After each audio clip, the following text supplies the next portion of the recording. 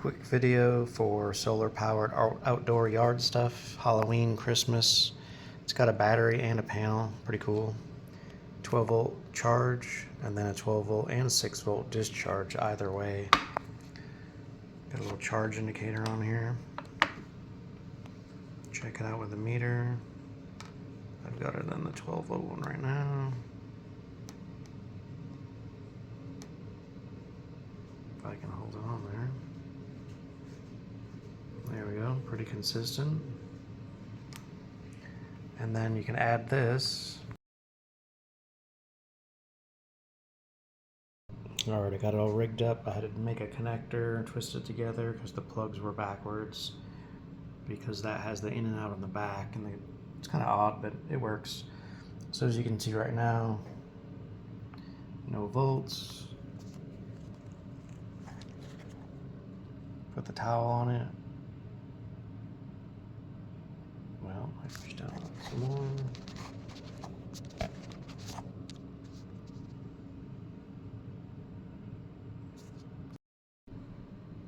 me try again. There we go. Towel off.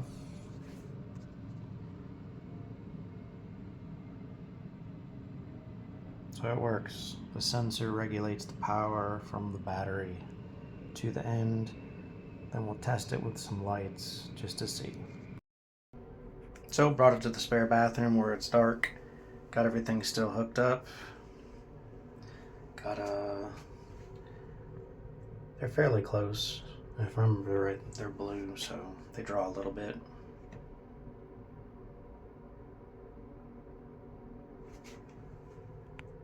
It's a whole row, so it's drawing some. There you have it, it works. So the weirdest thing, like I said, is all these plugs. You just gotta pay attention on here, the in and the out. I just plugged it in straight up and it didn't work, and I'll have to look. They might sell this with the plugs reversed, which would make it way easier. If not, I was probably just gonna actually just cut the ends off and switch them. Or the one end I probably don't even need a plug, just hardwire it right into my, I was gonna use it on my 6-foot skeleton's eyes, so I wouldn't have to run a cord out there and then auto on off, and the sun would charge it during the day. So it should work. A few thoughts. The reviews are kind of iffy, but mostly pertaining to it arriving dead or won't work. It's in battery protection mode, so the directions say to put it in the sun for a little bit, 5 to 30 minutes, and then you can use the charger they give you, which is just like a plug in the wall charger, to then fully charge it, and then after that the sun should get her going. I guess my other thought would be, don't put your lights too close to this, because then it might interfere. Like I said, I'm using mine on a skeleton eyes, so I don't have a problem with that. Your application might differ.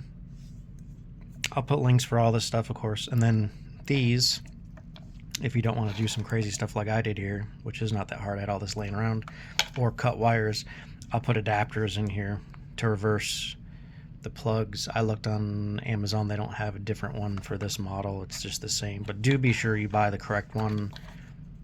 On at night, off during the day. They sell a different one that's flipped. There's no switch or anything, it's a different one. Oh, and then by the way, also there's a time thing on there, which I haven't really messed with at all. I'm guessing it's more so for the intensity of the sun or whatever to kick it on or off, you know. Alright, I had it sitting out here. I think it was about 6 or 7 hours. It was like an area where the sun moves through, shade with the tree, partial shade, that sort of stuff, direct sun off and on. So I need to clean it. That probably would help a little bit too. It's got some grime on it from setting or something, I don't know, but just to show you how it works. So in summary, I think this unit would be ideal for 6-volt applications.